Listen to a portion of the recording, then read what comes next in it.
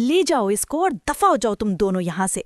जल्द अज जल्द अपना सामान यहाँ से लो और निकलने की करो, क्योंकि मैं तुम लोगों को मजीद यहाँ बर्दाश्त नहीं कर सकता। जुबैर राना गरज कर बोले और दानिश ने लब भेंचकर उन्हें देखा और सर झटक कर अपना सामान लेने की गर्ज से ऊपर चबारे की जानिब बढ़ गया। वो भी अपनी बिखरे हुए वजूद को समेटती हुई उठकर अपने कमरे में आई, जहां पर उसका अब आखिरी दिन था। उसने उम्मीद भरी निगाहों से अपनी माँ की तरफ देखा, जो कि सर झुकाए रो रही थी। मैंने कुछ नहीं किया, प्लीज़ मम्मा, मेरा यकीन कीजिए। वो 17 साला लड़की बेबसी भरे अंदाज में बोली तो उसकी माँ फ़ायज़ा बेगम ने अपने पल्लू से आंसू साफ करते हुए सपाट चेहरे से उसे देखने लगीं। तुम ही उस लड़के को लेकर आई थी ना इस घर में कि ये किराएदार के तौर पर रहेगा, और फिर तुम दोनों एक दूसरे के इतने क्लोज आ गए कि अपने खानदान की इज्जत को भी दांव पर लगा दिया तुमने। अभी तुम्हारी उम्र ही क्या थी? उसकी माँ ने उसको गुस्से से देखते हुए कहा। भाभी, आप एक बार उसकी बात तो सुन लें।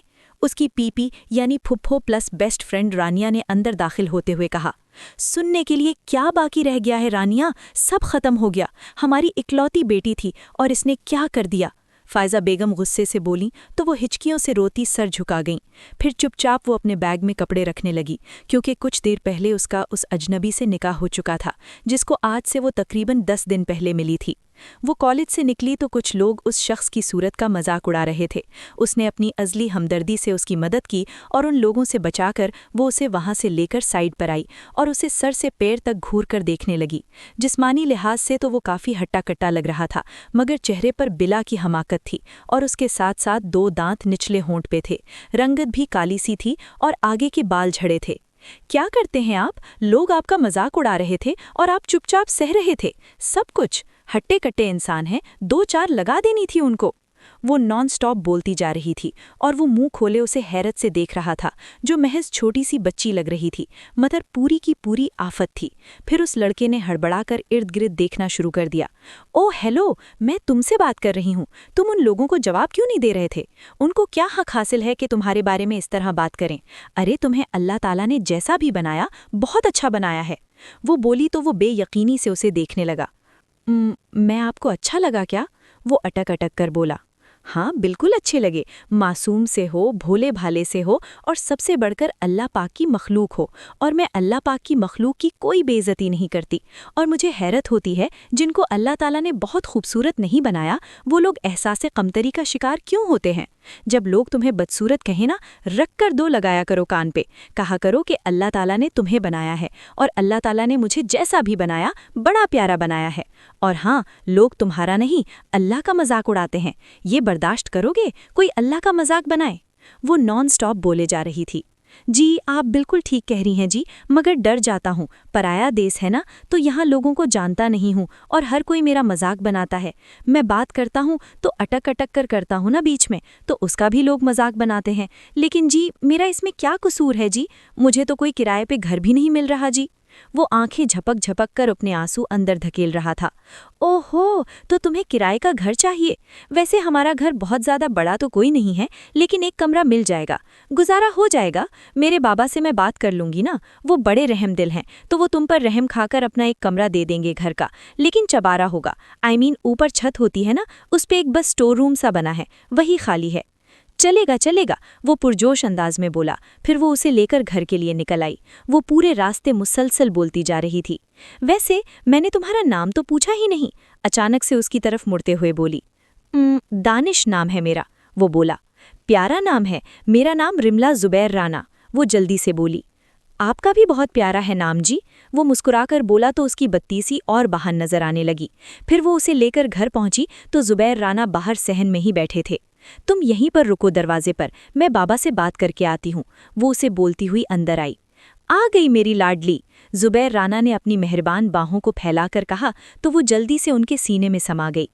तौबा है, ऐसे बाप बेटी मिलते हैं जैसे पता नहीं कितने दिनों से बिछड़े हुए हैं। 3 घंटे पहले ही कॉलेज गई थी और आज फिर जल्दी आ गई। तुम्हारा दिल नहीं लगता क्या? फ़ायज़ा बेगम ने उसे लताड़ते हुए कहा। मैंने आखिरी के पीरियड मिस कर दिए, मेरी तबीयत खराब थी। अच्छा, मुझे लग तो नहीं रही कि तुम्हारी तबीयत खराब है, बहाने तुमसे जितने मर्जी सुन लो, फ़ायज़ा बेगम ने कहा। अच्छा प्लीज़, डांट बाद में लीजिएगा, बाहर एक लड़का खड़ा है, उसे किराए पर घर चाहिए था, मैंने ऊपर वाला चबारा दे दिया। उफ खुदाया, मतलब तुम कुछ भी करती हो, कभी हमसे पूछ लिया करो कुछ भी करने से पहले, वो इंतहाई गुस्से में बोली। अम्मी, क्या हो गया है यार, वो बेचारा मासूम सा लड़का है, पता है लोग कितना उसको तंग कर रहे थे। बाबा आया भी दूर दराज गांव से है, इस भोले भाले के साथ अगर किसी ने कुछ कर दिया तो। और वैसे मैंने आपका ही फायदा सोचा, मैंने सोचा कि ऊपर का चबारा किराए पे दे के थोड़े से पैसे आ जाएंगे। वो आहिस्ता से बोली तो फायजा बेगम ने दांत पीस कर उसे देखा। वो हड़बड़ाकर जुबैर राना की तरफ देखने लगी, जो कि सर झुकाए हंस रहे थे। अच्छा चलो, मैं मिल लेता हूँ उस लड़के से। बेगम साहिबा, आप खाने पीने का इंतजाम कीजिए, वो हंसते हुए बोले। ये सिर्फ आपकी शाह की वजह से इस तरह हो गई है, इसे हर काम की इजाज़त मत दीजिए, वरना किसी दिन बहुत पछताएंगे आप। फायजा बेगम ने झुंझला कर कहा। मेरी बेटी के खिलाफ एक लफ्ज़ नहीं सुनूंगा, और मैं जानता हूँ मेरी बेटी कभी मेरा मान नहीं तोड़ेगी। वो मुस्कुराकर बोले और फिर बाहर निकल गए, और उस लड़के को उन्होंने ऊपर कमरे में पहुंचाया और कुछ देर के बाद खुद उसके लिए खाना लेकर गए। मगर फायजा बेगम का अभी भी दिल जैसे हवाओं में ही उड़ा हुआ था। मुझे ये बिल्कुल अच्छा नहीं लग रहा जुबैर साहब, इस तरह जवान जहां बच्चियों के होते हुए किसी लड़के को घर में रखना ये ठीक बात नहीं है। वो जल्दी से बोली। अरे भाभी, मैंने भी देख लिया है, भोला भाला सा लड़का है, कुछ नहीं होगा, रिमला के चाचू खालिद राना ने कहा। और मैंने भी देखा, कसम से देखकर खौफ आता है। उसकी कज़न फरीहा उसका मजाक उड़ाते हुए बोली तो रिमला का चेहरा गुस्से से सुर्ख हो गया। आपको शर्म नहीं आती फरीहा बाजी, इस तरह किसी बेचारे का मजाक उड़ा रही है और आप अल्लाह का मजाक उड़ा रही हैं। वो अपने अजली मुंहफट अंदाज में बोली तो सब लोग फरीहा को ही डांटने लगे। फरीहा गुस्से से उठकर अंदर कमरे में चली गई। कुछ देर के बाद वो भी खाना खाने के बाद कमरे में आई तो फरीहा के साथ मुंजिरा कायमा भी थी, और वो तीनों सर जोड़े कोई बात कर रहे थे और उनके सामने मोबाइल था, और उसे देखते ही उन्होंने जल्दी से मोबाइल साइड पर रख दिया। रिमला एक मिडिल क्लास फैमिली से ताल्लुक़ रखती थी। उसके वालिद जुबैर राना और उनके भाई खालिद राना दोनों बड़े इत्तेफाक से रहते थे, और जुबैर राना की सिर्फ एक ही बेटी थी रिमला, और जबकि खालिद राना की 3 बेटियां थीं। रिमला की आज तक इन तीनों में से किसी के साथ नहीं बनी थी, और वजह थी रिमला का मुंहफट अंदाज। वो हमेशा सच्ची बात करती थी जो कि इन तीनों को कड़वी लगती थी। रिमला अभी महज 17 साल की हुई थी और एफएससी कर रही थी। पढ़ाई से तो उसकी हमेशा से ही जान जाती थी, तो इसीलिए रोज़ कॉलेज से छुट्टी करना या कॉलेज से छुट्टी लेकर आना उसका पसंदीदा मशगला बन चुका था। आप लोग मुझे देखकर मोबाइल साइड पे रख लेती हैं, मैंने कौन सा आपको रोक लेना है मोबाइल यूज़ करने से, मैं खुद भी तो यूज़ करती हूँ। वो कहते हुए अपना बटनों वाला मोबाइल निकालकर उसमें गेम खेलने लगी। वो तीनों उसे बेजारी से देखती हुई अपने मोबाइल में लग गईं। फिर आने वाले दिनों में वो रोज़ ऊपर जाकर उससे हाल अहवाल पूछती थी, और यहाँ तक कि खाना चाय वगैरह भी दे आती थी। एक दिन दानिश बाहर गया हुआ था तो वो स्टोर रूम की साइड पे बड़े बॉक्स में से अपने रिसाले लेने गई, और वहां से लेकर मुड़ने ही वाली थी कि उसे फरीहा नजर आई, जो कि साथ वाले लड़के से कुछ गिफ्ट वगैरह पकड़ रही थी। आप यहाँ क्या कर रही हैं फरीहा बाजी? उसने पास जाकर पूछा तो फरीहा का रंग जर्द पड़ गया और वो लड़का जल्दी से दीवार से उतरकर नीचे चला गया। रमला ने नागवारी से उसके हाथ में मौजूद उस गिफ्ट को देखा जो कि वो अपनी पीठ के पीछे छुपा रही थी। मैं चाची को बताती हूँ कि आप साथ वाले उस लोफर समीर से गिफ्ट लेती हैं। आपको पता है वो कितना गंदा लड़का है, लड़कियों को छेड़ता है। वो गुस्से से बोली तो फरीहा के चेहरे पर एक रंग आ रहा था और एक जा रहा था। प्लीज़ रमला, मेरी बहन होना, अम्मी को मत बताना, आइंदा ऐसे नहीं करूँगी। वो उसकी मिन्नत समाजत करने लगी और रमला, जो हमेशा नरम दिल रही है, उसकी बातों में आ गई। फिर एक दिन सब घर वाले शादी पे गए, मगर फरीहा और रमला घर में अकेली थीं, क्योंकि रमला का पेपर था। वो अपने पेपर की तैयारी कर रही थी कि दानिश अंदर दाखिल हुआ। आपने मुझे बुलाया था? वो आपकी कज़न कह रही थी कि आपने मुझे बुलाया है।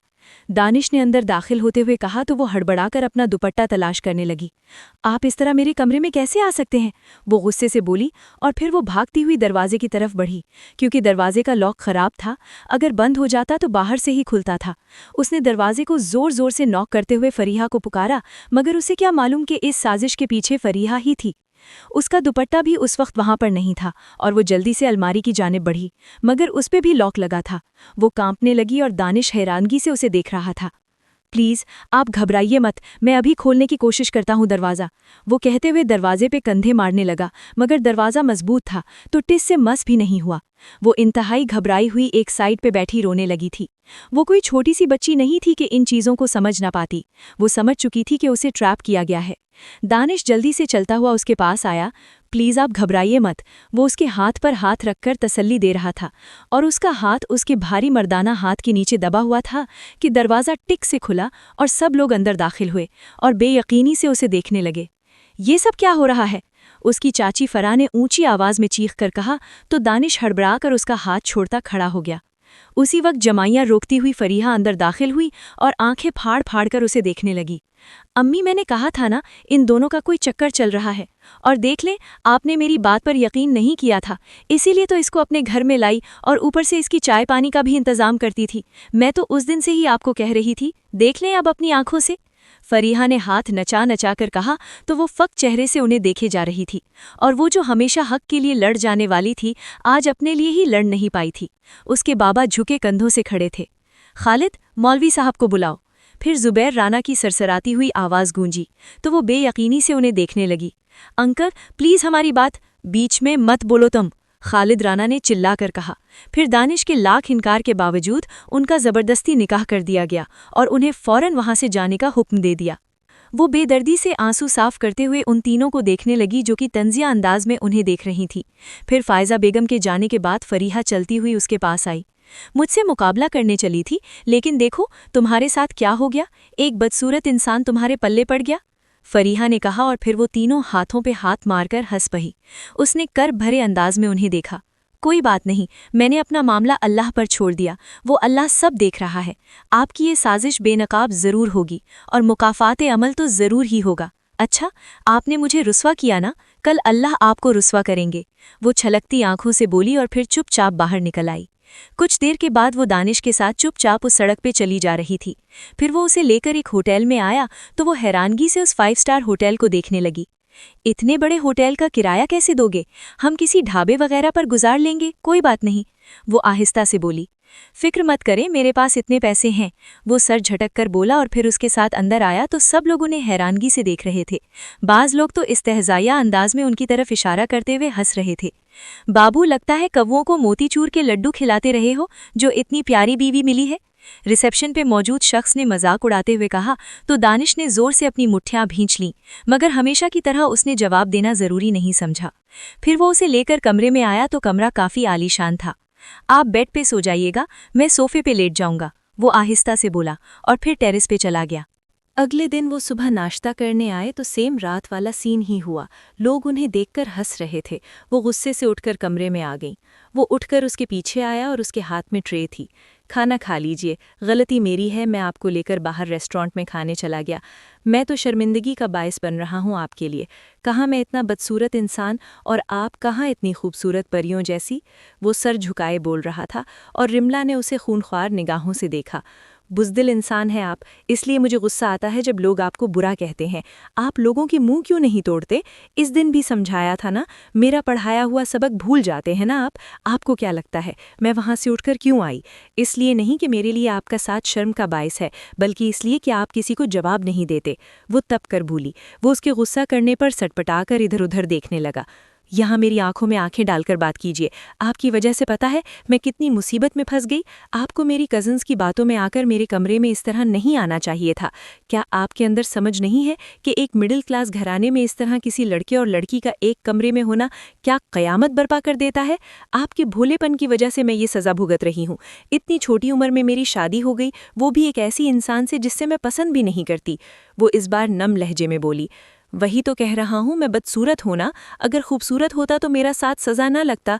और मुझे नहीं पता था कि आपकी फ़ैमिली में ये सब होता है। हमारे यहाँ तो ऐसा नहीं होता। हम तो बिला झिझक किसी भी कज़न के कमरे में चले जाते हैं, चाहे वो हमसे छोटी हो या बड़ी। कभी किसी ने ऐसे और रिएक्ट नहीं किया। मैं भी तो मुसीबत में फंस गया हूँ ना, मैं अपनी फ़ैमिली को क्या जवाब दूंगा? अरे वाह, आपकी फैमिली तो इतनी महान है, आपको जवाब देने की क्या ज़रूरत है? आपके यहाँ तो किसी भी कज़न के कमरे में ऐसे ही चले जाते हैं ना, तो मुझे भी अपने घर ले जाकर अपने माँ बाप के सामने खड़ा करके कह दीजिएगा कि ये मेरी बीवी है और मैंने ऐसी हरकत की थी इसलिए कि मेरी बीवी बना दी गई है और मुझे लगता है कि उनको बुरा नहीं लगेगा। वो मुँह बनाकर बोली।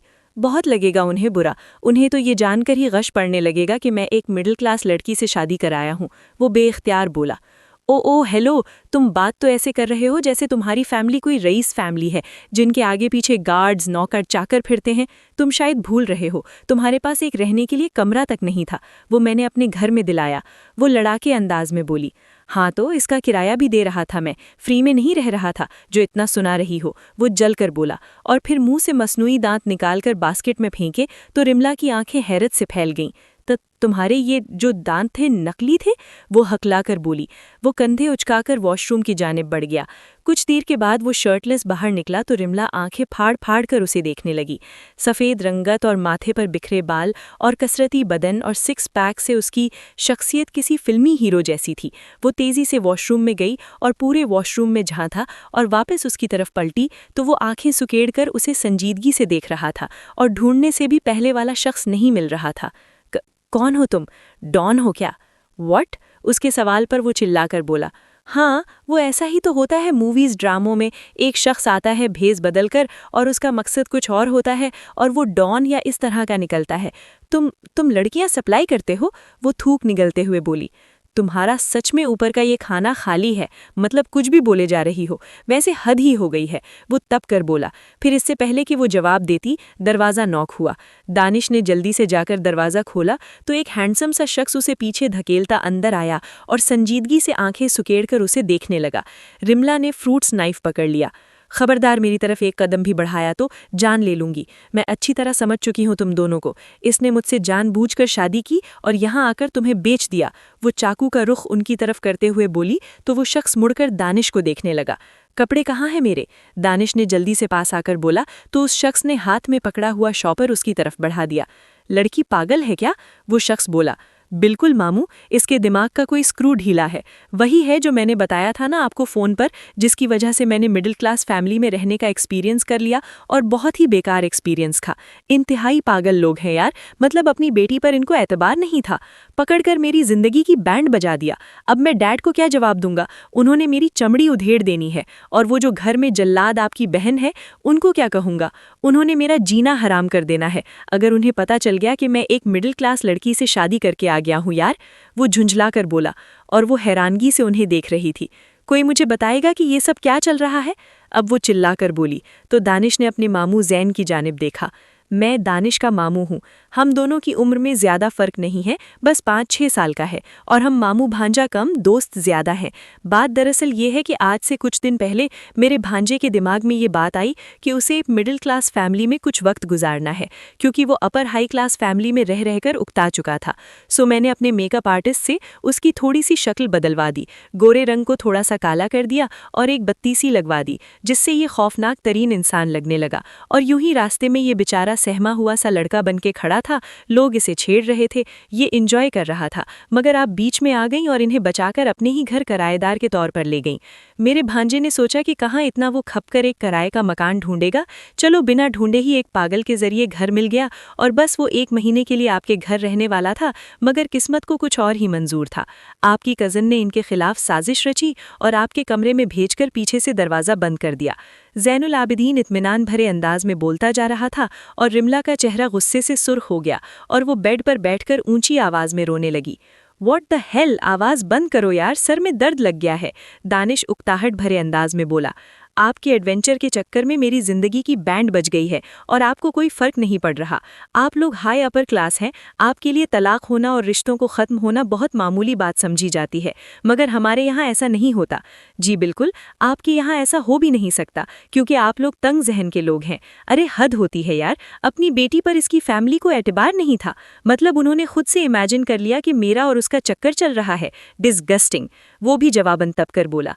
खैर अब इन बातों को छोड़ो, अब ये बताओ क्या करना है? घर में जाना है वापस तो क्या जवाब देंगे? इसको कहाँ छोड़ना है? जैन ने कहा। आप इसे अपने घर ले जाइए। दानिश ने कहा।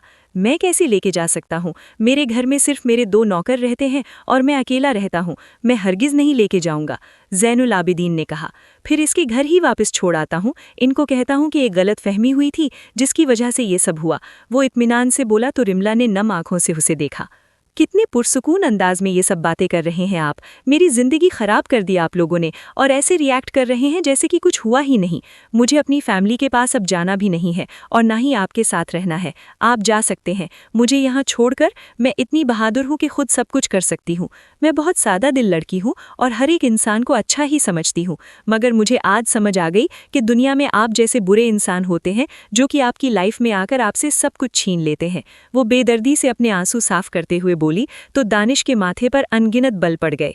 ओके फाइन, तुम्हें जो करना है तुम कर सकती हो। ठीक है, तुम एक काम करो, किसी दारुल अमान में चली जाओ, वो सर्द लहजे में बोला। क्या कह रहा है यार तू? अच्छा चलो, जब तक मामला ठीक नहीं हो जाता मैं इसे घर ले जाता हूँ। रफ़ीक साहब की बीवी घर में होते ही है ना, तो ये कुछ दिन वहाँ ठहर ले, फिर उसके बाद देखते हैं क्या करना है, ज़ैन ने कहा।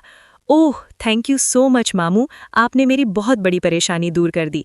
आप कुछ दिन इसे वहाँ पर रखिए, मैं कुछ ना कुछ करता हूँ, दानिश ने कहा। फिर वो ज़ैनुल आबिदीन के घर इसके साथ चली आई। घर क्या, महल था पूरे का पूरा, मगर इस घर में चंद लोग ही रहते थे, वो भी नौकर। वो अगली सुबह जब उठी तो मुलाजिमा ने उसके लिए गरम गरम नाश्ता बनाकर उसके सामने रखा। उसने बेदिली से चंद एक लुक़मे लिए और फिर उठकर वो गार्डन में आ गई। कुछ देर वहां बैठने के बाद वो दोबारा अपने कमरे में आ गई। उसका दिल कहीं पर भी नहीं लग रहा था। शाम को वो चाय पीने के इरादे से बाहर आई तो लाउंज से दानिश की आवाज़ आ रही थी। तुम बता रहे थे कि तुम उसकी फैमिली को मिलने गए थे, क्या कहा उन्होंने? ज़ैनुल आबिदीन ने पूछा। कुछ नहीं, हैरान परेशान हो गए मेरे पास इतने पैसे देखकर। मैंने उन्हें पैसे देकर कहा कि आप अपनी बेटी को अपने पास वापस रख लीजिए, मगर उसके वालिद साहब गुस्से से बोलने लगे। तो मैंने उन्हें कहा कि मेरा उनकी बेटी से कोई चक्कर नहीं चल रहा था। दरवाज़ा लॉक हो गया था जिसकी वजह से हम अंदर बंद हो गए थे, और इससे ज़्यादा कुछ नहीं। तो वो मुझे फिर बेयकीनी से देखने लगे, और इससे पहले वो कोई फैसला करते उस लड़की की चाची ने आकर बीच में पंगा डाल दिया और कहा कि ऐसे ये झूठ बोल रहा है।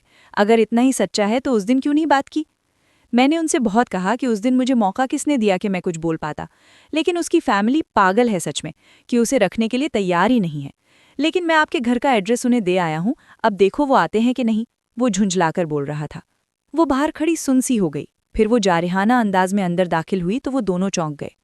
आपकी रहमदिली का बहुत शुक्रिया, अगर इतना ही खटक रही थी तो पहले ही शादी से इनकार कर देते। हमारी फैमिली पागल है तो आप अपने बारे में क्या कहेंगे? इतने अमीर होने के बावजूद आपके अंदर मिडिल क्लास फैमिली में रहने का एडवेंचर सूझ गया। आपको ज़रा भी मालूम नहीं कि मिडिल क्लास फैमिली में कुछ रूल्स होते हैं। आपके अंदर तरबियत की कमी है। आपकी माँ ने आपकी तरबियत अच्छी की होती ना, तो आज मैं यूँ रुस्वाना हो रही होती। आपकी वजह से मेरी फैमिली ने मुझे छोड़ दिया। वो चिल्लाकर बोली। शट अप, मैंने तुम्हें नहीं कहा था कि तुम मुझे अपने घर लेकर जाओ। तुम्हें ही हमदर्दी का बुखार चढ़ा हुआ था। मुझे मासूम बेचारा समझ लिया, और मुझे तो सिर्फ जगह चाहिए थी, और मैंने सोचा कि वो भी क्या बुरा है। लेकिन तुम्हारी फैमिली इंतहाई फजूल है। फजूल होंगे आप और आपके अगले पिछले, आपके होने वाले बच्चे बेकार। फजूल आदमी को जब कोई काम नहीं होता तो एडवेंचर के चक्कर में पड़ जाता है। काम धंधा नहीं था आपको जो ऐसी उल्टी सीधी सोच आ रही थी? वो उसकी बात काटते हाथ नचाकर बोली, और दानिश उसे खून आशाम निगाहों से देख रहा था, और ज़ैनुल आबिदीन अपनी हंसी जब्त करने के लिए अपने होठों पर हाथ रख गया। बेबी डॉल, बिल्कुल ठीक कह रही हो तुम। मैंने उसे बहुत रोका था, मगर इसके दिमाग के स्क्रू सारे के सारे ढीले हैं। इसे 2 साल से बिजनेस ऑफ द ईयर का अवार्ड मिल रहा है, मगर ये इतना नॉन सीरियस है ना कि इसे अपनी रेपुटेशन का भी ख्याल नहीं। बस उल्टे सीधे काम करता रहता है। अपने डैड से बोल देता है मैं 1 महीने की छुट्टी पर जा रहा हूँ, और ऐसे एडवेंचर करता है। कभी ये जंगलात में कैंपिंग करने जाता है तो कभी कुछ करता है, कभी कुछ करता था। फिर पकड़ा जाता है, फिर इसकी अच्छी खासी होती है, दोबारा से फिर बिजनेस पर ध्यान देने लगता है, मगर फिर जब उकताने लगता है फिर से कुछ इसको नया सूझ जाता है। हम इसका कुछ नहीं कर सकते, ज़ैनुल आबिदीन ने कहा। आप एक काम कीजिए, इन्हें किसी पागल खाने में दाखिल करवा दीजिएगा ताकि ये किसी और की ज़िंदगी बर्बाद न कर सके। इसकी वजह से मेरी ज़िंदगी की बैंड बज गई है। वो रोने लगी थी। अफ खुदाया, ये लड़कियां इतना रो कैसे लेती हैं? यार मामू चुप करवाएं, इतनी बुरी लगती हैं रोती हुई, वो झुंझलाकर बोला। लड़कियों के मामले में ना ये बिल्कुल निकम्मा नाकारा है। इसकी आज तक कोई गर्लफ्रेंड नहीं है, इसीलिए ये इस तरह की फजूल हरकतें करता रहता है। वैसे एक काम कर सकते हैं हम, अगर तुम खुद को थोड़ा सा मॉडर्न टाइप मेरी अपिया के मुताबिक बना लो ना, तो वो तुम्हें पसंद कर सकती है अपनी बहू के तौर पर। और तुम्हें भी अपनी माँ की पसंद की शादी करनी है तो इसी से कर लेना। समझ लो ये भी तुम्हारी जिंदगी का नया एडवेंचर है, ज़ैनुल आबिदीन ने इत्मीनान भरे अंदाज में कहा। झूठ बुलवाना चाहते हैं हमसे? मैं बिल्कुल झूठ नहीं बोलूंगी, और आपके पागल भांजे के साथ रहने से बेहतर है मैं फांसी ले लूं, वो तब कर बोली। ओह हेलो, तुम्हें मुझे पागल बोलने की जरूरत नहीं है, बार बार मुझे ब्लेम मत करो, अपनी फैमिली को भी कर लो, जो तुम्हें बरसों से जानते थे मगर इतना एतबार नहीं था कि तुम ऐसी हो कि नहीं। वो दांत पीस कर बोला। जब वक्त आएगा ना तो उनको भी ये सब बोलूंगी, किसी से डरती नहीं हूं। वो गुस्से से बोली और पैर पटक कर चली गई। देखा किस तरह बात करती है, ऐसी लड़कियां जहर लगती हैं मुझे, वो सर झटक कर बोला। हाँ तो वो ठीक ही कह रही थी, तुम सच में मेंटल केस हो, अजीबोगरीब हरकतें करते हो, ज़ैनुल आबिदीन ने सर झटक कर कहा। तो आप क्या चाहते हैं मैं क्या करूं? आपकी तरह बस अंधाधुन पैसे के पीछे भागता रहूं? आपको अपनी लाइफ से प्यार नहीं है क्या? आपकी बहन कितनी बार कह चुकी हैं शादी कर लीजिए, मगर आप शादी भी नहीं करते। कब तक दिल से लगा के रखेंगे उस लड़की को? वो नहीं मिलेगी आपको, वो मुंह बनाकर बोला। हाँ तो ना मिले, लेकिन एक बात कंफर्म है, अगर वो नहीं तो कोई और भी नहीं, ज़ैनुल आबिदीन ने संजीदगी से कहा। वो सर झटक कर उठ खड़ा हुआ। किधर जा रहे हो? अपनी एंगेजमेंट पार्टी के लिए ड्रेस चूज करने, मॉम का हुक्म है, वो इत्मीनान से बोला और फिर बाहर निकल गया। 2 दिन के बाद उसकी एंगेजमेंट पार्टी थी। बहुत सारे मेहमान इकट्ठे हुए थे। मिस्टर अंसर खान और मिसेस जुनैरा खान अपने मखसूस पुरवकार अंदाज में पूरी महफिल में छाए हुए थे। वो भी समन को रिंग पहनाने ही वाला था कि अचानक से एक आवाज़ सुनाई दी। रुक जाइए, ये मंगनी नहीं हो सकती। रुमला की आवाज़ पर उसने हड़बड़ाकर ज़ैनुल आबिदीन की तरफ देखा तो वो भी घबरा चुका था। फिर वो तेज़ तेज़ कदमों से चलती हुई पास आई और आकर उसके गले लग गई। ऐसे कैसे कर सकते हो बेबी? मैं मानती हूँ कि तुम मुझसे नाराज़ थे, लेकिन इस तरह मंगनी कर लोगे ये मैंने कभी नहीं सोचा था, और मैं तुम्हारे बच्चे की होने वाली माँ हूँ, तो ऐसे कैसे मुझे छोड़ सकते हो? वो बोल रही थी और दानिश पे यकीनी से उस 17 साला आफत को देख रहा था। क्या बकवास कर रही हो तुम? वो घबराए हुए अंदाज में बोला और मिसेस जुनैरा तेजी से पास आईं। तुम जैसी लड़कियों को बहुत अच्छे से जानती हूँ, अमीर लड़का देखा नहीं और फंसाने चली जाती हैं। अभी और इसी वक्त यहाँ से दफ़ा हो जाओ वरना धक्के मारकर निकालूंगी, मिसेस जुनैरा खान ने चबा चबा कर कहा। इतनी बड़ी नाइंसाफ़ी करेंगी? ये पूरे मीडिया के सामने आपकी बेइज्जती कर दूंगी। मुझे जानती नहीं है आप, मेरे पास मुकम्मल सबूत है, और अगर आप चाहें तो अदालत में जाकर इसे चैलेंज भी कर सकते हैं, क्योंकि ये निकाहनामा बिल्कुल असली है। और अगर यकीन नहीं है तो अपने भाई और अपने बेटे से पूछ लीजिए, मैं उनकी बीवी हूँ कि नहीं। निकाह चाहे 15 साल की लड़की का हो या 18 साल की, निकाह हो ही जाता है। और मैं इस मीडिया के सामने कह दूंगी कि आपके बेटे ने हवस पूरी करने के लिए मुझसे निकाह किया है। वो मिसेस जुनैरा के पास जाकर हल्की सी आवाज़ में बोली और दानिश ने ज़ोर से अपनी मुट्ठियां भींच लीं। फिर मिसेस जुनैरा मुड़ी और उन्होंने सब मेहमानों से माजरत करते हुए उसे लिविंग रूम में भेज दिया, और समन के वालिदैन गुस्से से समन को लेकर वहां से चले गए। मिसेस जुनैरा ने उन्हें काफ़ी रोकने की कोशिश की, मगर उसके वालिदैन ने उनकी काफ़ी ज़्यादा इंसल्ट की। मेहमानों के रुखसत होते ही वो दानिश की तरफ मुड़ी और फिर उसका बाजू थामकर अंदर लिविंग रूम की जानिब बढ़ गईं। वो लोग अंदर दाखिल हुए तो वो बड़े मुतमईन अंदाज में सोफे पे बैठी इर्द गिर्द का दिलचस्पी से जायजा ले रही थीं। आपके बारे में जो सुना था आप उससे बढ़कर हैं। बहुत अच्छा डेकोरेट किया है आपने अपने लिविंग रूम को, और बाकी घर की तो क्या ही बात होगी। मैं तो आपके भाईजान के घर को देखकर ही शौक थी, मगर ये तो उससे भी दुगना प्यारा है। दाद देती हूँ आपकी चॉइस को। वो ऐसे बात कर रही थी जैसे उनकी कोई पक्की सहेली हो। क्या है ये सब? दोनों कुछ बताओगे मुझे? वो ज़ैन और दानिश से चिंघाड़ कर बोली तो वो दोनों सर झुकाए खड़े थे। बहुत खूब, बड़ा डरते हैं आपके भाईजान और आपके बेटे आपसे। मुझे पता चला है कि आज से कुछ साल कब्ल आपके भाईजान किसी लड़की को पसंद करते थे, वो भी मिडिल क्लास फैमिली से थी, और आपने बड़ा बेइज्जत करके उसे निकाला था। वो अपने नाखूनों पर फूंक मारते हुए बोली तो ज़ैनुल आबिदीन ने बेयकीनी से उसे देखा और फिर जुनैरा की जानिब, जिनका रंग मुतगय्यर हो चुका था। ये क्या कह रही है? वो लब कुचलते हुए बोला। बकवास कर रही है ये, और ये लड़की चाहती है कि हम लोगों के दरमियान फूट पड़े, और वो ऐसा ही कर रही है, और तुम लोग एतबार करोगे इसका? मिसेस जुनैरा ने बड़े हमवार अंदाज में कहा तो वो खिलखिलाकर हंस पड़ी। मैं तो मजाक कर रही थी, मुझे इनके बारे में पता चला ना, ये मिडिल क्लास लड़कियों से बहुत नफरत करती है, तो इसीलिए मुझे लगा कि शायद आपकी ज़िंदगी में जो लड़की आई थी वो इन्होंने ही निकाली है। वो मुस्कुरा कर बोली, इंतहाई बेहुदा लड़की हो तुम। दानिश गुस्से से बोला और तन फन करता हुआ बाहर निकल गया, और ज़ैनुल आबिदीन भी जल्दी से उसके पीछे लपका। तो वो जमाई रोकती उठ खड़ी हुई। मुझे मेरा कमरा दिखा दीजिए, मैं जाकर आराम करूंगी, और हाँ, वलीमे का जब डिसाइड कर लेंगे तो मुझे बता दीजिएगा, मैं जाकर अपने शौहर के साथ ड्रेस चूज़ कर लूंगी। वो बोली, तुम्हारे लिए इस घर में कोई जगह नहीं है, अभी और इसी वक्त यहाँ से दफ़ा हो जाओ। और तुम्हें क्या लगता है तुम मुझे इस तरह ब्लैकमेल करोगी और मैं हो जाऊंगी? मैं जुनैरा खान हूँ, तुम्हारे खिलाफ ब्लैकमेलिंग का केस करके अरेस्ट करवा दूंगी। मिसेस जुनैरा खान ने गुस्से से कहा। आप कर सकती हैं, मुझे अच्छे से मालूम है, लेकिन पहली बार आपको आपकी टक्कर की कोई मिल रही है और मैं आपका जीना हराम कर दूंगी, क्योंकि बरसों पहले आपने मेरी पूपी के साथ बहुत गलत किया था। पता है मुझे, आपके बेटे की जिंदगी में आने का कोई शौक नहीं था, क्योंकि वो मेंटल केस है। मेरे घर में अजीबोगरीब हुलिया बनाकर आया था और मजबूरन मुझे उससे शादी करनी पड़ी, उसकी गलती की वजह से। लेकिन फिर भी मैं उसके साथ नहीं रहना चाहती थी। मगर 2 दिन पहले ज़ैनुल आबिदीन के कमरे में जाने का इत्तेफाक हुआ तो वहाँ मैंने तस्वीर देखी रानिया की, तो मुझे मालूम हुआ कि ज़ैनुल आबिदीन साहब जिस लड़की से प्यार करते थे वो कोई और नहीं, मेरी पूपी थी। मैं तब 10 साल की होंगी। वो उस दिन बहुत रोई थी क्योंकि आपने उनके कॉलेज में जाकर उन्हें सबके सामने बेइज्जत करते हुए अपने भाई की जिंदगी से जाने के लिए कहा था, और वो चुपचाप वहां से चली आईं कि कहीं उनकी वजह से उनकी फैमिली का सर न झुक जाए।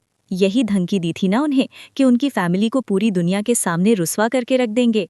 लेकिन अब मैं आपको चैलेंज देती हूँ, मैं आपका जीना हराम कर दूंगी।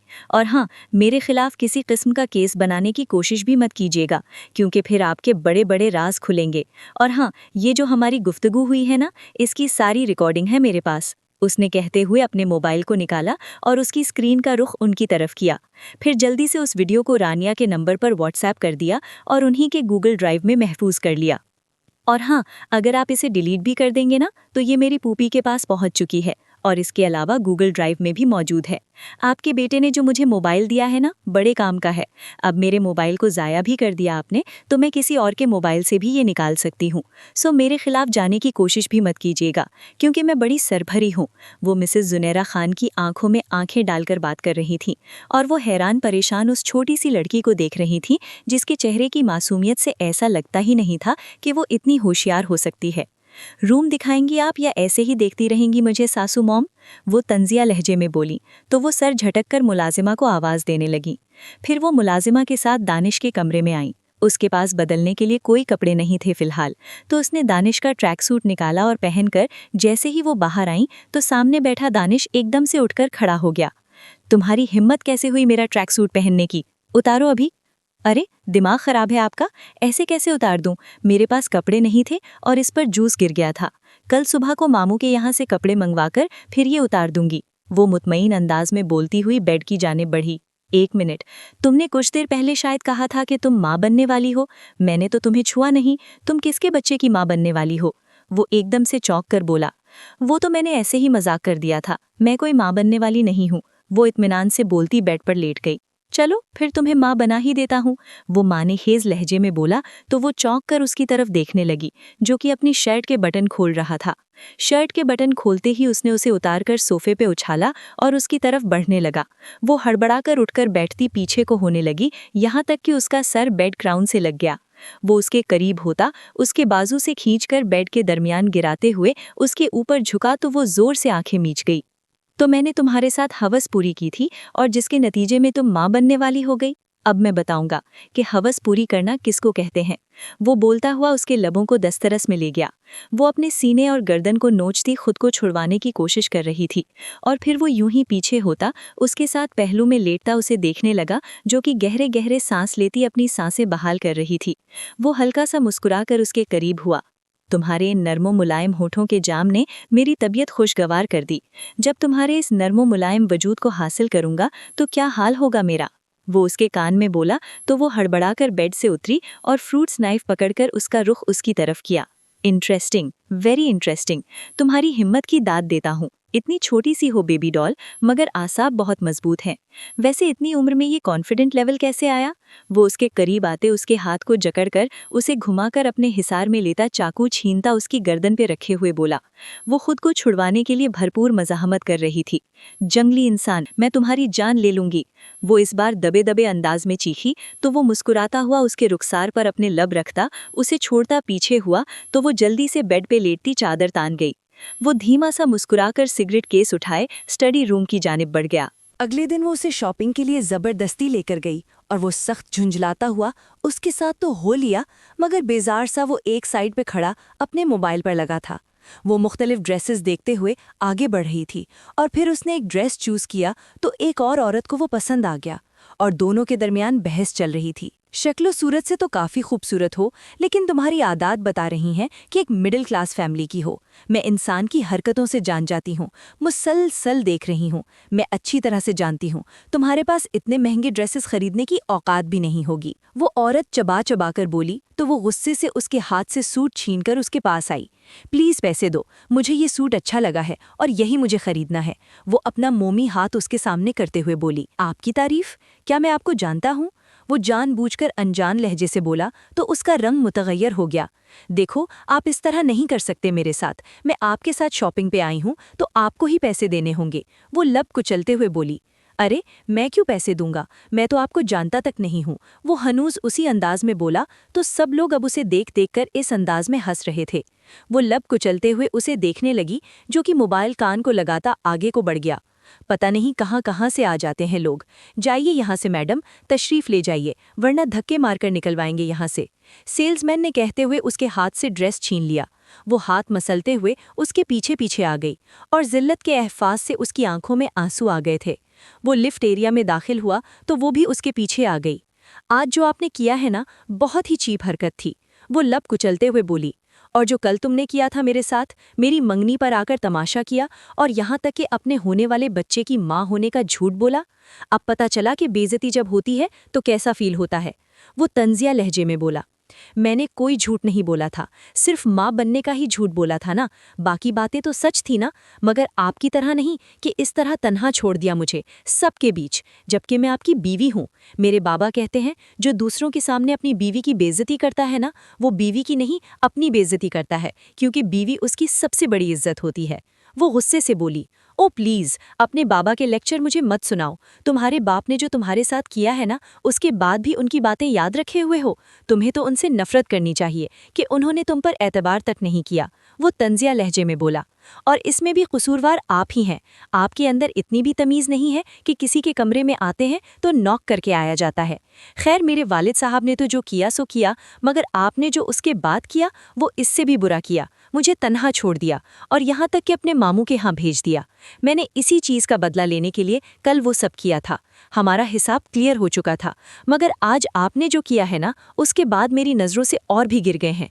वो तल्ख लहजे में बोली, मेरा सर मत खाओ। तुम्हें शॉपिंग करनी है ना, ये लो क्रेडिट कार्ड और जाओ जाकर शॉपिंग करो। वो अपने वॉलेट में से कार्ड निकालते उसके हाथ में थमाकर बोला, मुझे कोई शौक नहीं है, अपने पास ही रखिए। वो गुस्से से कार्ड ज़मीन पर फेंक गई और लिफ्ट के अंदर चली गई, और वो भी उसके पीछे अंदर दाखिल हुआ। मर्जी है तुम्हारी, तुम मेरी कोई लाडली बीवी तो हो नहीं कि तुम्हारे नाज नखरे उठाऊंगा। वो मुंह बनाकर बोला तो वो सर झटक कर रह गई। अचानक से लिफ्ट को झटका लगा और लिफ्ट बंद हो गई। ये क्या हुआ है? वो एकदम से हड़बड़ा सा गया और जोर जोर से लिफ्ट को धक्के मारने लगा। अरे क्या हो गया है? लाइट चली गई होगी, आ जाएगी अभी। वो नागवारी से बोली, नहीं नहीं, ऐसे कैसे कर सकते हैं, कितना बड़ा शॉपिंग मॉल है और इतनी गैर जिम्मेदारी। वो कहते हुए अपने गले को मसलने लगा। अल्लाह अल्लाह, तुम्हें डर लग रहा है? ओह गॉड, वो बोलते ही हंसने लगी। वो शर्ट के बटन खोलता जमीन पे बैठा गहरे गहरे सांस भरने लगा। अरे रिलैक्स यार, इतने हट्टे कट्टे मर्द हो और इतनी छोटी सी बात पर डर रहे हो, अभी खुल जाएगा। वो उसके बराबर बैठते हुए बोली, प्लीज़, सांसें रुक रही हैं, किसी तरह से लिफ्ट को खुलवाओ। वो अपने गले को जकड़े बोला तो वो अब हकीकत में परेशान हो गई थी। अरे कमाल करते हैं, आप इतनी सी बात पर घबराए जा रहे हैं, रिलैक्स हो जाएं, कुछ नहीं होगा। वो कहते हुए उसका रुखसार थपथपाने लगी तो इतनी सर्दी में भी वो पसीने से शराबोर हो चुका था। वो अपने दुपट्टे से उसको हवा देने लगी। प्लीज़ यहाँ से निकालो मुझे, मैं मर जाऊंगा। वो उसका हाथ जोर से पकड़े बोला, इधर देखिए दानिश, मेरी तरफ। वो उसके रुखसार पे हाथ रखते हुए उसके माथे पर लब रखती उसे मुतवज्जे कर गई। फिर वो उसके मजीद करीब आ गई। फिर एकदम से लिफ्ट चली तो वो दोनों होश में आए और वो आहिस्ता से उससे दूर हुई तो वो उठकर शर्ट के बटन बंद करने लगा। फिर लिफ्ट रुकते ही वो बाहर आया और खुली फिजा में 2-3 गहरे गहरे सांस भरे। दोनों चुपचाप गाड़ी में बैठ गए थे और सफ़र बड़ी खामोशी से कटा था। अफ अल्लाह, ये क्या किया मैंने? उफ अल्लाह, तौबा, क्या सोचते होंगे मेरे बारे? बेड़ा गर्क हो तेरा। मनहूस रोमांटिक मूवीज़ और नॉवेल्स पढ़ पढ़कर दिमाग ख़राब हो गया। फिर वो खुद को दिल ही दिल में कोस रही थी। फिर घर आकर वो उसके साथ कमरे में जाने के बजाय किचन में आ गई ताकि उसका ध्यान थोड़ा सा बटे, और उसके अंदर तो इतनी हिम्मत भी नहीं थी कि वो उस शख्स का जाकर सामना करे। डाइनिंग हॉल में उन दोनों का आमना सामना हुआ था और वो उसे गहरी निगाहों से देख रहा था, मगर वो तो अपनी प्लेट पे झुकी इस तरह खाना खा रही थी जैसे इससे पहले कभी खाया नहीं हो। फिर खाना खाने के बाद उसने मुलाजिमा के लाख मना करने के बावजूद किचन समेटना शुरू कर दिया, क्योंकि वो चाहती थी कि उसके जाने से पहले पहले दानिश सो जाए। वो रात को काफ़ी देर के बाद कमरे में दाखिल हुई तो दानिश औंधे मुंह तकिए में सर घुसेड़े हुए सो रहा था। वो तकिया सीधा करती आहिस्ता से दूसरी साइड पर लेट गई। कुछ देर के बाद दानिश का हाथ उसके ऊपर आया और उसने खींचकर अपने करीब किया। मुझसे भाग रही हो, आखिर क्यों? उसकी बोझल सी आवाज़ उसके कानों से टकराई तो उसका हल्क खुश्क होने लगा था। मैं क्यों भागूंगी? मुझे नींद आई है, प्लीज़ मुझे सोने दीजिए। वो खुद को छुड़वाने के लिए तगोदौ करने लगी। आज जो तुमने मेरे लिए किया है ना, उसके लिए थैंक्स। वो उसके कंधे पर अपने सुलगते लब रखते हुए बोला तो वो जैसे पूरी जान से काम गई थी और दिल तो मानो जैसे उछलकर हल्क में आ गया था। छोड़े मुझे, वो बेबसी भरे लहजे में बोली। तो वो लब भींचकर उसे सीधा करता उस पर झुका तो वो जल्दी से अपना बाजू अपने चेहरे के आगे कर गई। मेरे अंदर तुम्हें छूने की तमन्ना हो रही है, प्लीज रोको मत इस वक्त। वो कहते हुए उस पर अपनी मोहब्बत की बारिश करने लगा तो वो सिसकियों से रोने लगी। क्या बदतमीजी है ये, बीवी हो तुम मेरी? वो गुस्से से बोला। नहीं हूं मैं आपकी बीवी और ना ही मुझे आपके साथ रहना है। सख्त नफरत है मुझे आपसे, घिन आ रही आपके छूने से मुझे। सिर्फ और सिर्फ अपनी हवस पूरी करने के लिए मेरे पास आए हैं ना? कल तक तो आप मेरी शक्ल तक देखना नहीं चाहते थे, बल्कि कुछ घंटे कबल तो अपनी बीवी तक मानने के लिए तैयार नहीं थे दुनिया के सामने। पहले बेइज्जती करते हैं और फिर अपने दिल की ख्वाहिश के लिए मेरे जिस्म को पाना चाहते हैं। ले लीजिए अपना हक, मगर इतनी बात याद रखिएगा, आप कभी मेरे दिल में जगह नहीं बना पाएंगे। वो गुस्से से बोली तो वो लब भींचकर पीछे होता रुख फेर गया। फिर कुछ देर के बाद वो तो पुरसुकून होकर सो गई, मगर दानिश किसी गीली लकड़ी की मानिंद सुलग रहा था। उसके पहलू में सोई उसकी बीवी उसकी दस्तरस में होते हुए उससे बहुत दूर थी। वो जानता तक नहीं था कि उसका दिल उसकी इस कदर तलब करेगा। वो हाथ की मुट्ठी बनाए अपने माथे पर मारते हुए खुद को पुरसुकून करने लगा। खुद से लड़ते लड़ते वो सो चुका था। अगले दिन सुबह जब आंख खुली तो वो कमरे में मौजूद नहीं थी। वो फ्रेश होने के बाद नीचे आया तो वो मुलाजिमा के साथ किचन में खड़ी नाश्ता बना रही थी और उनके साथ किसी बात पर हंसी मजाक कर रही थी। उसे देखते ही उसकी मुस्कुराहट ऐसे गायब हुई थी जैसे कभी हंसी ही ना हो। फिर नाश्ता करने के बाद वो ड्राइवर के साथ कहीं जाने लगी तो वो जल्दी से उसके पास आया। मैं छोड़ देता हूँ तुम्हें, वो जल्दी से बोला। नहीं, इसकी ज़रूरत नहीं, मुझे मामू के यहाँ जाना है, वहाँ से अपने कपड़े वगैरह लेने हैं, तो मैं खुद ही ड्राइवर के साथ जाकर ले आऊँगी, वो कहती हुई गाड़ी में बैठ गई। वो झुंझलाता हुआ अपनी गाड़ी की जानिब बढ़ गया। कुछ देर के बाद वो भी ज़ैनल आबिदीन के घर में मौजूद था। अगर तुम दोनों को आना था तो इकट्ठे आ जाते, इस तरह बारी बारी आने की क्या ज़रूरत थी? पेट्रोल ज़ाया किया ना, ज़ैनल आबिदीन ने कहा। ये आप अपनी बेबी डॉल से पूछिए, इन्हें मेरे साथ आना पसंद नहीं है, घिन आती है इनको मुझसे, वो तब कर बोला। हाँ, मेरी शिकायतें करना, खुद के बारे में मत बताना। पता है मामू, इन्होंने कल मेरे साथ क्या किया? वो कहते हुए सारी बात बताने लगी। शेम ऑन यू भांजे, छी, मेरे भांजे होकर इस तरह की हरकत की, ज़ैनल आबिदीन ने उसे डांटते हुए कहा। तो मदावा भी करने की कोशिश कर रहा हूँ ना, ये पास ही नहीं आने देती, इसके पास जाऊंगा तो ही सॉरी बोलूंगा ना, वो जल्दी से बोला। सॉरी बोलने के लिए पास आने की कोई ज़रूरत नहीं, मुंह से भी बंदा अदा कर सकता है, रुमला मुंह बनाकर बोली। हाँ तो मुंह से करने वाला था ना, लिप किस करके, वो जल्दी से बोला तो उसकी बेबाकी पे रुमला शर्म से सुर्ख हो गई। ज़ैनल आबिदीन सर नीचे किए मबहम सा मुस्कुरा दिया। अच्छा बताओ क्या खाओगे? ज़ैनल आबिदीन ने पूछा। कुछ नहीं मामू, अभी नाश्ता करके आई हूँ, मैं अपना सामान लूँगी और फिर बस घर जा रही हूँ, वो जल्दी से बोली। अरे ऐसे कैसे जाओगी? सब लोगों को अपने हाथ का नाश्ता वहाँ करवाया और मुझे कौन करवाएगा?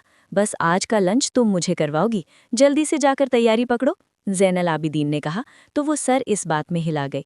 फिर वो दोनों बैठे बातें कर ही रहे थे कि मुलाजिम ने अंदर आकर कार्टून की तरफ बढ़ाया। सर बाहर एक मैडम आई हुई हैं, वो कह रही हैं कि वो रुमला बाजी से मिलने आई हैं, उनकी फुफ्फो बता रही हैं खुद को, मुलाजिम ने कहा।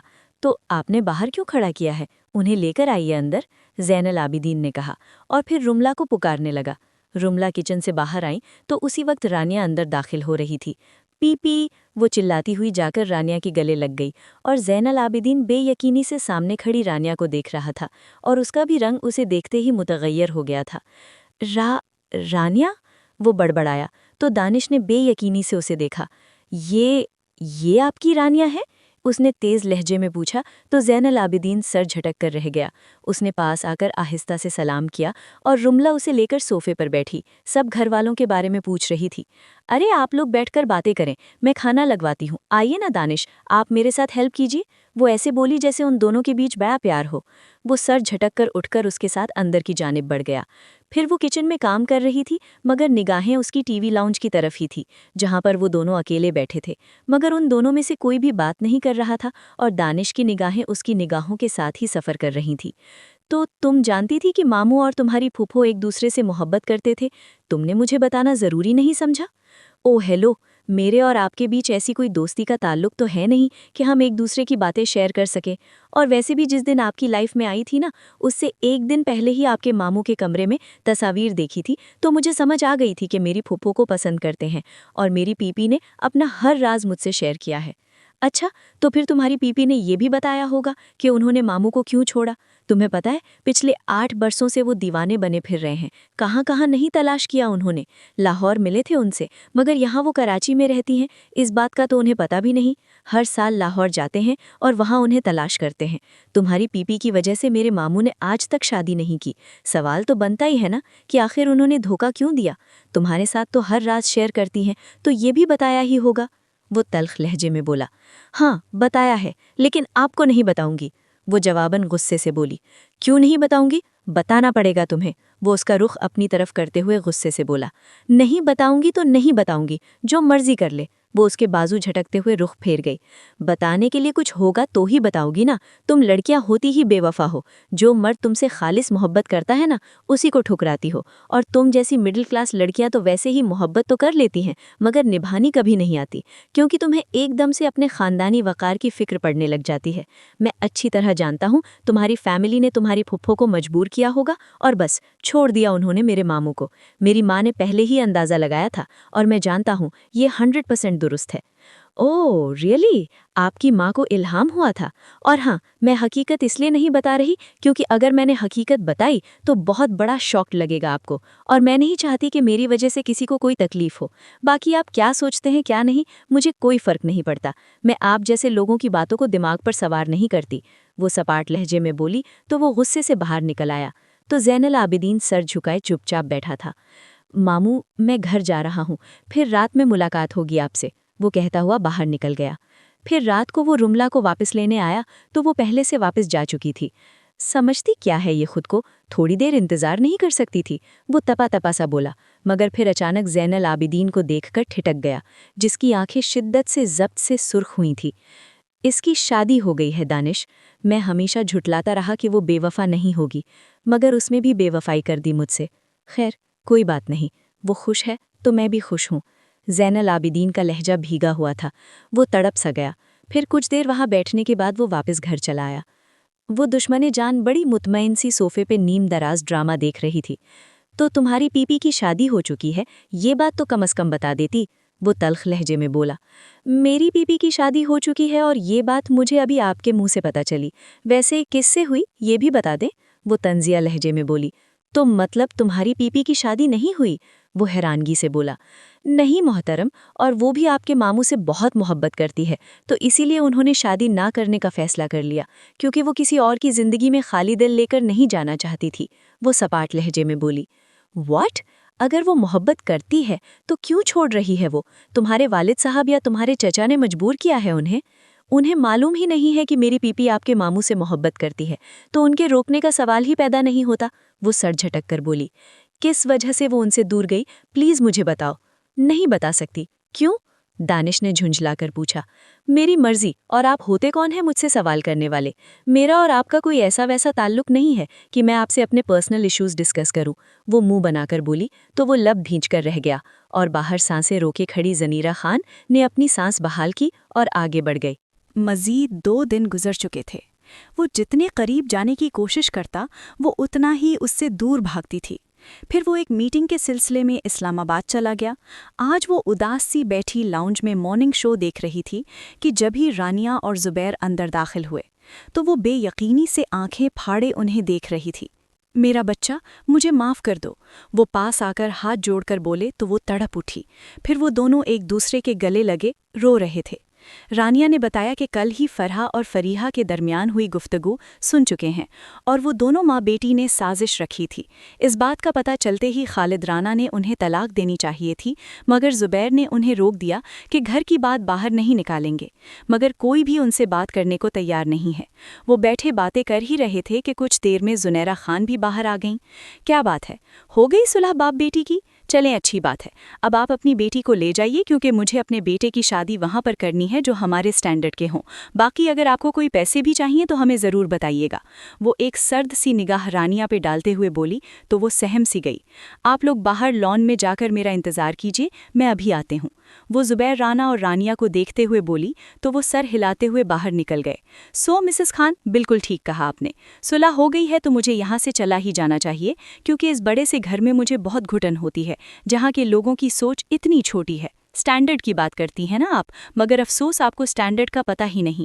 अगर स्टैंडर्ड यही है कि अपनों के दिलों को रौंद कर आगे बढ़ना और उन पर उनकी खुशियां हराम कर देना, जैसे कि आपने अपने भाई पर किया, तो माफ़ कीजिए, मैं ऐसी स्टैंडर्ड को चूल्हे में झोंक दूं।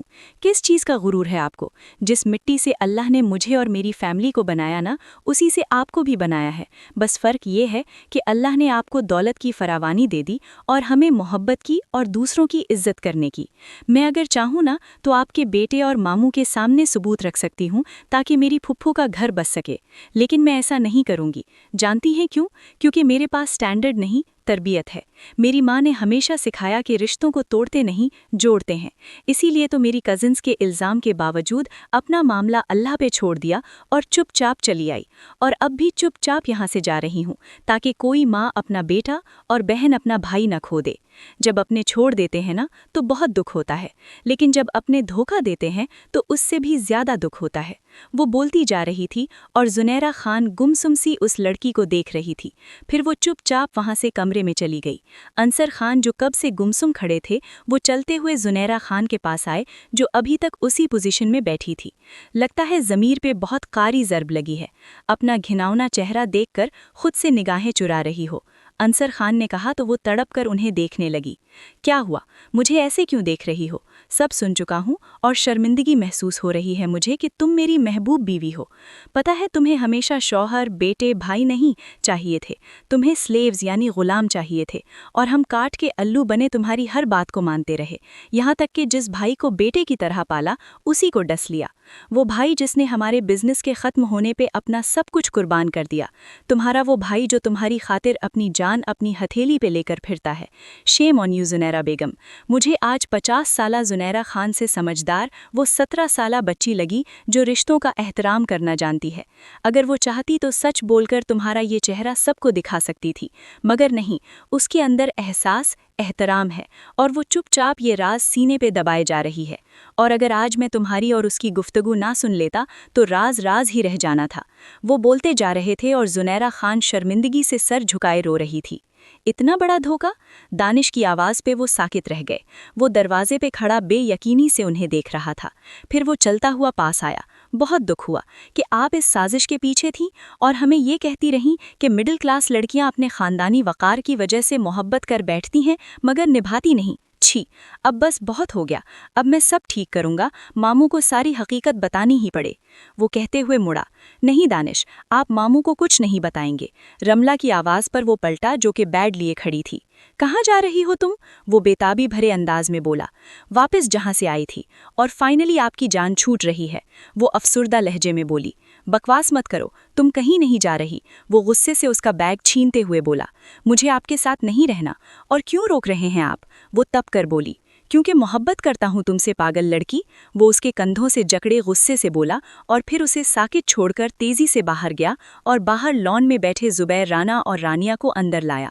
अंकल, मैं जानता हूँ कि मेरी गलती थी, मगर मैं आज आपके सामने हाथ जोड़कर आपकी बेटी मांगता हूँ, वो घुटनों के बल बैठते हुए बोला तो ज़ुबैर राना ने नम आँखों से उस शानदार शख्स को देखा और फिर अपनी बेटी को। मेरी बेटी जैसा चाहेगी वैसा ही होगा अब, वो बोले तो वो जल्दी से उसकी तरफ बोला। प्लीज़ मत जाओ ना, मैं तुम्हारे बिना नहीं रह सकता। पता है मैंने एक रात तुम्हारे बिना कैसे गुजारी? एक पल के लिए सो नहीं पाया। मैं नहीं रह सकता तुम्हारे बिना। आई स्वेयर आइंदा से बिल्कुल तंग नहीं करूँगा। वो बोला तो रमला ने बेबसी से लब कुचलते जुनैरा खान को देखा। मुझे माफ़ कर दो प्लीज़, और मेरे इस घर को तुम्हारी बहुत ज़रूरत है। अगर आज तुम चली गई तो मेरे सब रिश्ते बिखर जाएंगे। वो हाथ जोड़े रो पड़ी। प्लीज़ ऐसे मत करिए, आप मेरी बड़ी हैं। वो जल्दी से उनके हाथ थाम कर बोली तो वो उसे गले लगा गई। अंसर खान और दानिश ने नम आंखों से उसे देखा। फिर कुछ देर के बाद जुबैर राना और रानिया वापस जाने लगी तो जुनैरा खान ने उन्हें रोका। अपनी बेटी को ले जाइए वापस, वो बोली तो दानिश बेचैन सा हो गया। लेकिन क्यों बहन जी? क्योंकि मैं अपनी भाभी और बहू को एक साथ लेने आऊंगी, बड़ी धूमधाम से, वो बोली तो सबके चेहरे खिल उठे थे।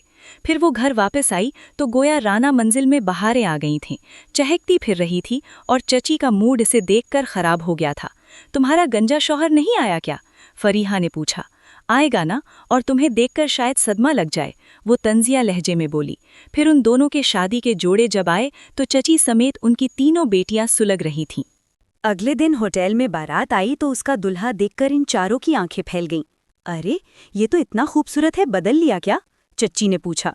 नहीं चच्ची जान, मैं वही हूँ, बस दूसरा जन्म लिया है, वो बोला तो रमला खिलखिलाकर हंस पड़ी। फिर वो रमला का हाथ थामे स्टेज पे ले आया और ज़ैनुल आबिदीन भी रानिया का हाथ थामे उससे राज़ो लियाज में मसरूफ़ था। कितने खुश है ना ये लव बर्ड्स, बरसों के बाद मिल ही गए मेरी वजह से, दानिश ने कहा। एक्सक्यूज़ मी, आपकी वजह से? ये कब हुआ? ये मेरी वजह से है, मम्मी जी का दिल मैंने पिघलाया, वो बोली। मगर मम्मी जी तक पहुंचने का जरिया तो मैं ही था ना, यानी तुम मेरी बीवी बनकर इस घर में आई। अगर हमारी शादी ना होती तो ये कभी ना होता। हाँ, तो मुझसे शादी का मौका भी मैंने फराहम किया कि आपको किराएदार बनाकर लाई तो ही ये शादी हुई, वो तिनक कर बोली। हाँ, तो मैंने अपना हुलिया देखो कैसा मिस्कीनों जैसा बनाया था। अगर वो ना बनाता तो तुम मुझे किराएदार बनाकर ना ले जाती और ना शादी होती और ना ही ये मिलते। दाद दो, मेरे एडवेंचर की वजह से ये मिल गए, वो जल्दी से बोला तो वो खा जाने वाली निगाहों से उसे देखने लगी और बाकी सब सर पकड़े बैठे उनकी नोकझोंक देख रहे थे। फिर कुछ देर में रुखसती हुई और वो दोनों अपनी अपनी दुल्हनों को लेकर घर के लिए निकल गए। आधे रास्ते में ही थे कि उनकी गाड़ी पंक्चर हो गई। लो जी, लगता है अब रात यहीं गुजारनी पड़ेगी, वो बड़बड़ाया। लें, ये क्या बात हुई? फ़ोन करे ना, वो झुंझलाकर बोली। मोबाइल लाया ही नहीं था। व्हाट? उसकी बात पे वो चिल्लाकर बोली। अरे भूल गया, वो बोला तो वो झुलाकर सीट से टेक लगा गई। चलो पीछे चलते हैं और अपनी सुहागरात यहीं गाड़ी में मनाते हैं। मुझे बड़ा शौक था कि बीच जंगल में गाड़ी हो और मेरी सुहागरात हो। एक और एडवेंचर पूरा हो जाएगा मेरी जिंदगी का, वो आंखें मीच कर बोला तो रमला ने इस पागल इंसान को देखा। दानिश, कुछ भी बोलते हैं आप, वो सर झटक कर बोली। आई एम सीरियस मेरी जान, चलो आओ, वो कहता हुआ उधर से ही पीछे चला गया। फिर उसका हाथ पकड़कर पीछे लाया, साइड पे टेक लगाते उसे हिसार में लेता उसके साथ गुस्ताखियां करने लगा। वो सिकड़ी सिमटी सी उसकी आगोश में छुप गई। उसकी वारफ्तगी बढ़ती जा रही थी और वो एक दूसरे में खोते चले गए। फिर वो उसे यूं ही अपने साथ लिपटाए आंखें मूंदता उसके बाल सहलाने लगा। मामू ने अगर वजह पूछ ली तुम्हारे पीपी के दूर जाने की तो वो संभाल लेंगी ना, वो अचानक से बोला। डोंट वरी, वो कुछ नहीं बताएंगी, वो गनूदगी भरे लहजे में बोली। वैसे अगर कभी बाद में ये बात खुल गई तो, वो बेचैनी से बोला।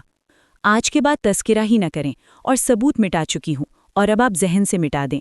और बाकी रही अगर फिर भी कभी ये बात खुली तो डोंट वरी, मामू को इतना गम नहीं लगेगा क्योंकि उनकी मोहब्बत देने वाली भी मम्मी जी हैं और कुछ बातें कुछ अरसे के बाद अपना असर खो देती हैं जब इंसान खुशियों में घिरा होता, वो बोली। तुम इतनी समझदार क्यों हो? दानिश उसे खुद में भींच कर बोला तो वो खिलखिलाकर हंस पड़ी। फिर अचानक से गाड़ी में दानिश के मोबाइल की रिंग गूंजने लगी तो वो हड़बड़ाकर डैशबोर्ड से मोबाइल निकालकर देखने लगा तो ज़नीरा खान की कॉल थी। वो उन्हें तसल्ली देकर फ़ोन रखता पलटा तो वो खून आशाम निगाहों से उसे देख रही थी। सॉरी यार, एडवेंचर का सवाल था, वो गड़बड़ाकर बोला। यू लायर, चीटर, मंकी, आपके इस एडवेंचर की तो ऐसी की तैसी। किसी दिन एडवेंचर के चक्कर में कहोगे कि बेबी की डिलीवरी जंगलात में करते हैं। वो उसके सीने पे मुक्के बरसाते तप कर बोलती जा रही थी और वो हंसते हुए उसके हाथों को थामते उसे अपनी आगोश में समेटता उस पे फिर से अपनी दीवानगी बरसाने लगा और बाहर चांद भी उन्हें देखते बादलों में जा छुपा था।